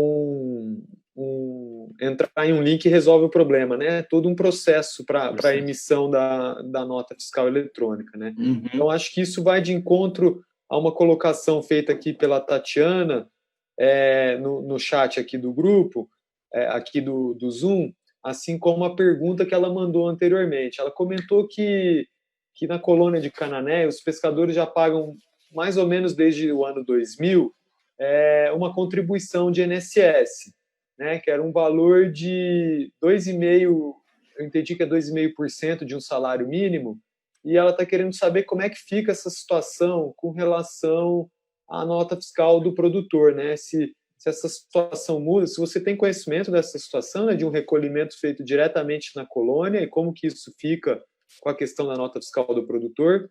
E ela externou também aqui uma preocupação acerca do isolamento de algumas comunidades, né, que não têm acesso à internet, que têm dificuldade. Nesse caso, como que você entende? Assim, é uma questão que, de repente, a nota fiscal física, o talão, ajuda a resolver? Ou aí eu vou emendar com uma outra pergunta da Aline, porque eu acho que combina com essa história. Mais de um pescador pode ter o mesmo talão de nota fiscal? Que daí, de repente, seria um caminho, né? Ao invés de cada um ter a sua, se de repente 2 pescadores puderem, né, usar o mesmo talão de emissão de nota, como é que ficaria isso? Então, recapitulando aí para te ajudar no entendimento, essa contribuição feita direto na colônia, como é que fica com a nota fiscal do produtor? E essa questão do isolamento das comunidades, quais seriam os caminhos? Uma nota fiscal de papel, mais de um pescador usar o mesmo talão de notas, como é que ficaria essa situação? Então, acho que são essas questões. Ok, então nós temos alguns pontos aí. Vamos tratar, né? Cada um, se eu for esquecendo, você vai me lembrando. Bom, primeiro, aquelas comunidades mais isoladas que não têm acesso à internet. Teria que ter um canal de internet para emitir. Não tem como emitir nota eletrônica sem computador e sem internet.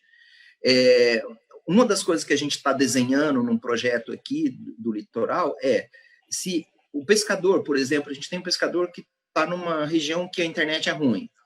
A gente pode ter o certificado dele conosco, ele mandar por alguma WhatsApp, alguma informação que ele tem acesso, né? Porque o WhatsApp, às vezes, a conexão exige muito menos do que o programa, a nota eletrônica, e alguém aqui emitir para ele e já mandar para o cliente dele e tal. Então, ou seja, ou ele ou alguém tem que ter acesso a um computador, à internet, para poder fazer a emissão. Se não tem, de forma alguma, nem ele tem, nem ninguém, a solução é a nota papel.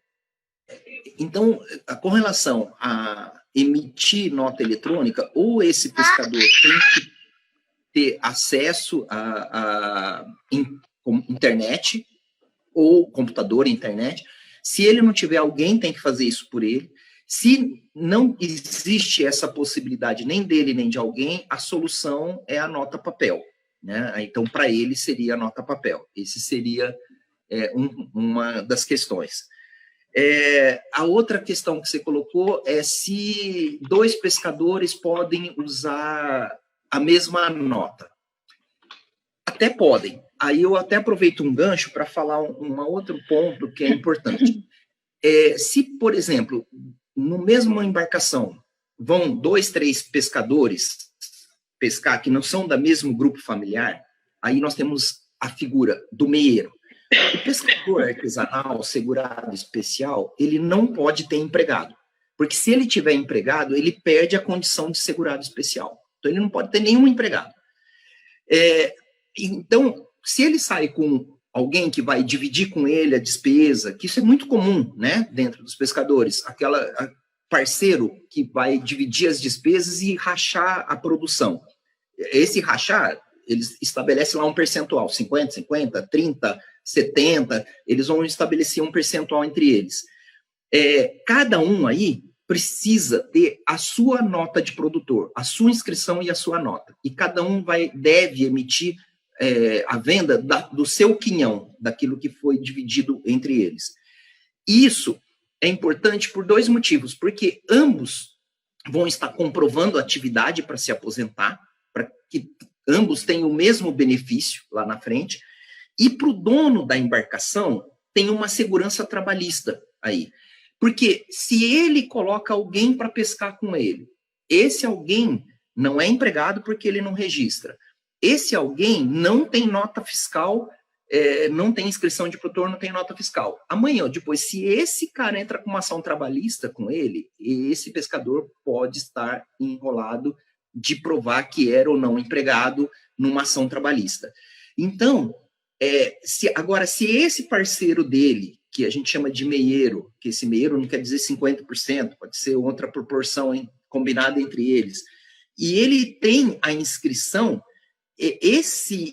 o fato dele ter a inscrição, dele emitir nota, de ter esse contrato de parceria comercial entre eles, protege o dono da embarcação de uma ação trabalhista. Então, é um outro aspecto positivo da formalização. Tá? Mas aí, no caso, o correto é cada um ter a sua nota e cada um fazer a emissão. Então, acho que essa era uma questão. Tinha uma terceira que, se você puder relembrar, tinha mais um outro item, Henrique. Não, era isso mesmo, Dimas. Era a questão da nota fiscal em papel para as comunidades mais isoladas, como fazer, e aí essa possibilidade de dividir a mesma nota para tentar superar essa questão do isolamento, ou até, como foi comentado aqui, quando numa arte de pesca, como cerco flutuante, eles dividem a mesma embarcação, são parceiros de pesca que usam a mesma embarcação. Acho que está contemplado aí na sua resposta. Tá ok. A gente tem... Ingrid, você está com as perguntas aí? Quer puxar alguma outra? Certo. Bom, vou puxar a minha pergunta. Vai lá. Vamos lá. Sim, mas com relação ao ICMS, a gente sabe que a alíquota de para moluscos, né, para ostras e mexilhões, costuma acompanhar de crustáceos os malditos 18% lá, muito alto. Eu queria saber, na questão da comercialização, se é também a mesma situação, a responsabilidade do recolhimento não passa para o comprador, fica só no caso da ostra. É a mesma coisa, porque quando a gente vai nesse artigo 391, esse artigo ele trata do diferimento, da maneira como se recolhe. Então, ele começa lá assim, que nas operações, falando do produtor, né, rural, pescador, nas comercializações de pescados, exceto molúsculos, crustáceos, né, e todo o restante, com exceção desses, há o diferimento. Então, para quem que tem o diferimento? Só para o peixe. Então, é só para o peixe que ele passa a obrigação para o outro. Para o molusco, crustáceos, ele não passa. A obrigação do recolhimento fica na mão dele, pescador. Ok. Deixa eu falar que eu ia falar aquela hora. O Fernando ia perguntar. Eu esperei o Henrique falar e a Ingrid. Dimas, eu tenho o talão de nota e eu entrego no banco de alimento.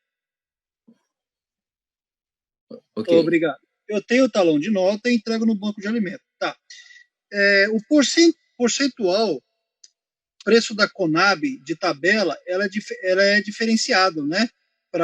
Ou seja, os preços da quantidade, por exemplo, eu entrego lá 450 quilos de sororoca. Tá.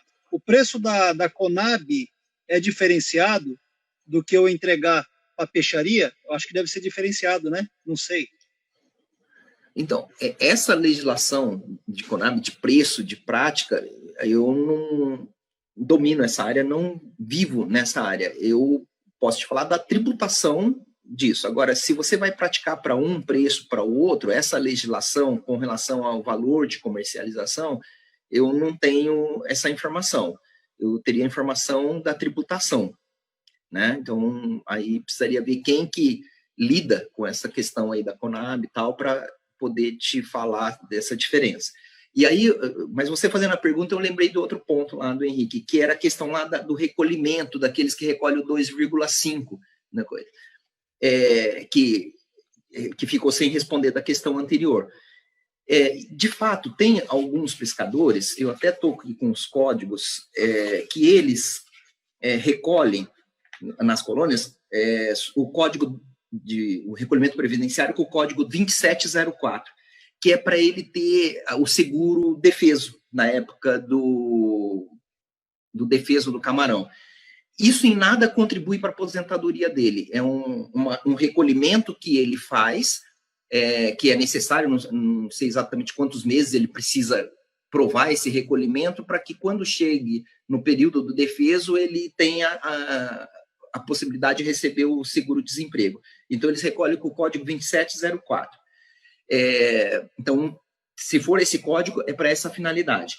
Qualquer outro recolhimento, se ele, por exemplo, recolhe com um outro código, por exemplo, 1503, que é do facultativo, para a aposentadoria dele, primeiro ele não precisa recolher para aposentar, porque se ele comprova atividade, ele, por 15 anos, e ele tendo o homem 60 anos e a mulher 55, ele já tem o direito da aposentadoria. Agora, se ele quiser, e ele aposenta com um salário mínimo, né? Esse benefício da aposentadoria é um salário mínimo. Mas eu gostaria de aposentar com um valor maior. Ele pode recolher uma guia complementar? Ele pode recolher uma guia complementar, só que não adianta ele recolher uma guia sobre um salário mínimo, porque um salário mínimo ele já tem garantido.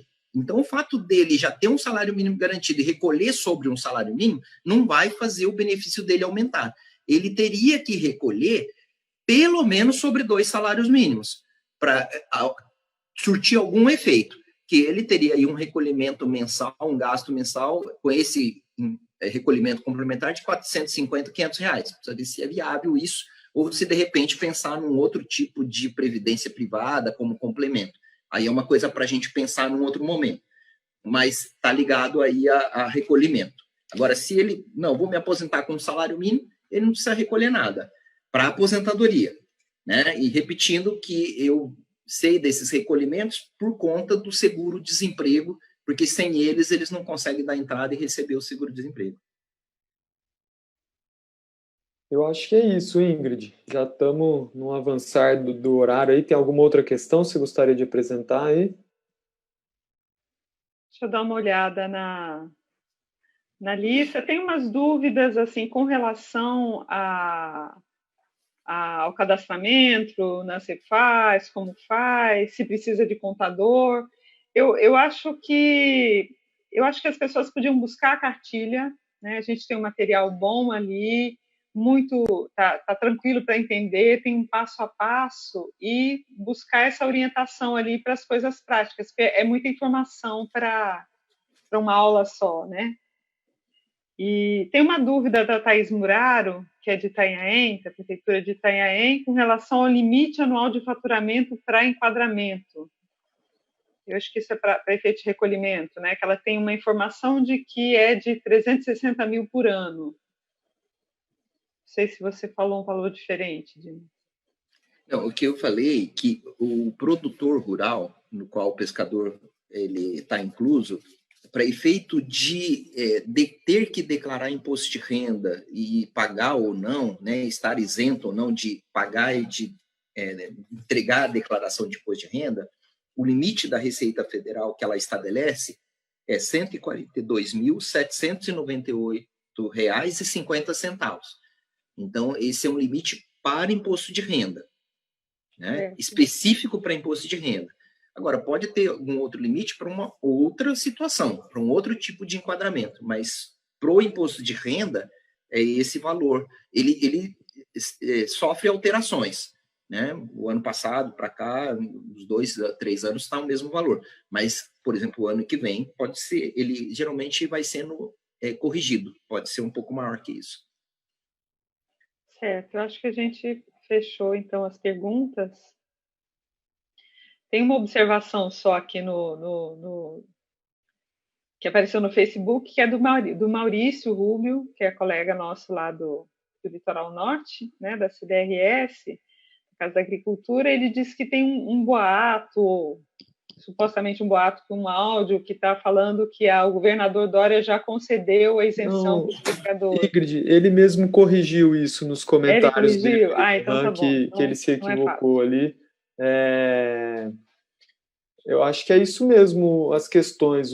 Da nossa parte aqui do Linha d'Água, a gente disponibilizou aí no grupo a cartilha, né? A gente mandou também nos grupos o arquivo em PDF, em imagens no WhatsApp. A gente está conversando aqui agradecer também a Bel, que fez esse desenho, essa produção toda aí, né? Ficou muito bacana, muito bem desenhado. A gente está conversando com ela sobre a possibilidade também de transformar isso em um vídeo, né? Para também ficar um outro material que auxilie no processo informativo. E aí fica a minha provocação aí para o fórum aí, em que medida a gente pode fazer mais conversas nesse caminho, que eu acho que foi muito rico, é uma quantidade enorme de informações, né? Então, e a gente teve essas descontinuidades na transmissão, então acho que fica aí um gostinho de quero mais para a gente poder retomar esse assunto em breve, de repente trazendo alguma outra coisa mais específica, enfim, a gente poder trazer a continuidade do tema. Henrique, então eu já vou responder a provocação, já está aceita, a gente faz, né? Eu acho que foi bastante produtivo, a gente teve azar, né? Com a internet, né? Que eu costumo brincar, eu sou analfabeta em certos recursos e fico bastante preocupada quando as coisas não dão certo, a gente não consegue transmitir, mas fizemos, o material foi disponibilizado, a cartilha está linda, tá? Foi um trabalho bonito que o Dimas e o pessoal do Linha d'Água fez. Vamos usar, vamos divulgar, a gente faz outra live, a gente organiza isso, né, OCL? A OCL é nossa... Não, é importante mesmo, Ingrid. E isso, respondendo a sua pergunta, Ingrid, desculpa aí a outra pessoa que está entrando. O Ingrid e Dimas, né? Eu acho que dá para poder fazer esse talão de nota e entrar também onde o Dimas falou, que é especificamente nas ceifas. Eu acho que a própria contabilidade, eu acho que dá para poder entrar e ajudar o pescador a emitir o talão de nota. É isso, o Dimas, Ingrid? Então, Fernando, eu vou falar bem rapidamente, que isso é uma outra história que a gente pode até conversar bastante. Aqui, verdade, como eu falei, eu consegui fazer isso pela contabilidade. Sim. Então, aqui, já há uns 10 anos, a gente vem formatando um projeto que seja viável para o pescador.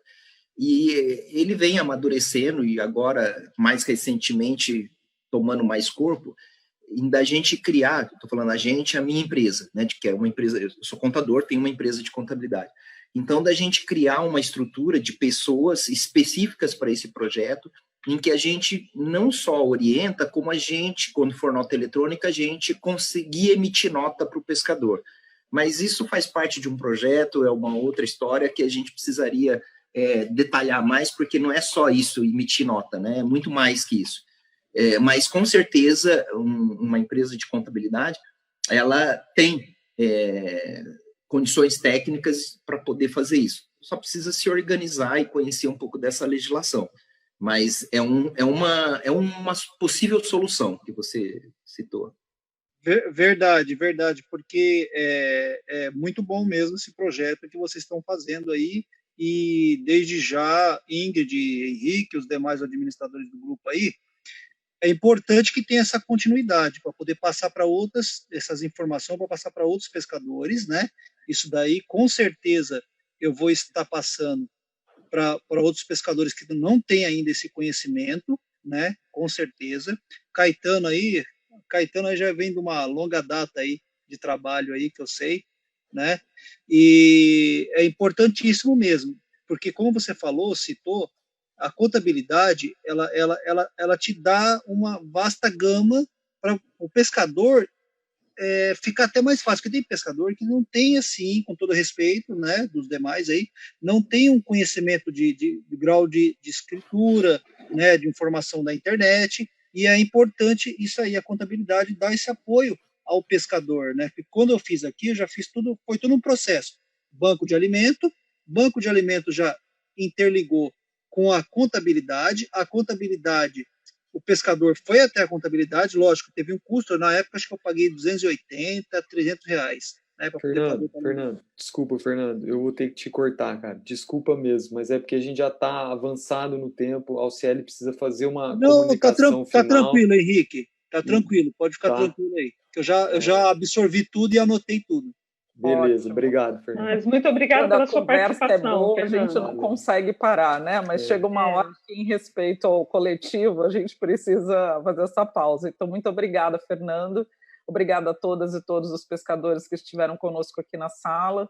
E parabéns, Dimas, Ingrid e Henrique, porque todas as dificuldades técnicas mantiveram vocês determinados e resilientes. Eu só quero dar uma explicação em nome da equipe dos bastidores, né, da parte técnica, eu e a Vitória, que estávamos organizando a transmissão. Nós passamos por esse frio na barriga, né, eu em especial na mediação, como a Ingrid e o Henrique, num dia que tivemos uma invasão no Google Meet. E depois dessa invasão, tivemos que migrar para o modelo de live. Só que o modelo de live é um modelo que faz parte do sistema capitalista, né? As plataformas abertas e gratuitas não têm a quantidade de recursos e qualidade de transmissão que as plataformas pagas. Então, hoje lidamos com o desafio de fazer a nossa primeira live com transmissão simultânea, e por isso tivemos problemas técnicos e, inclusive, não conseguimos colocá-la online pelo YouTube. Então, pedimos desculpas por todos que estavam lá, mas eu acho que vocês entendem que o Fórum de Economia Solidária da Baixada Santista, como um movimento, é feito por pessoas, somos todos voluntários nessa construção, e o importante é que nós conseguimos a entrega. A gente conseguiu passar informações importantes, conseguimos lançar uma cartilha, e aqui eu celebro a equipe que fez essa edição, e convido a todas e todos que lidaram com as interrupções no conteúdo, que depois possam acessar pelo canal do YouTube do Fórum de Economia Solidária o vídeo devidamente editado, tá bom? Obrigado. Agradeço a todas e todas e boa noite. Obrigada, gente. Vamos encerrar aplaudindo essa mulher forte, Ingrid Machado, Henrique, o Dimas. Obrigado, gente. Festa que a gente precisa celebrar.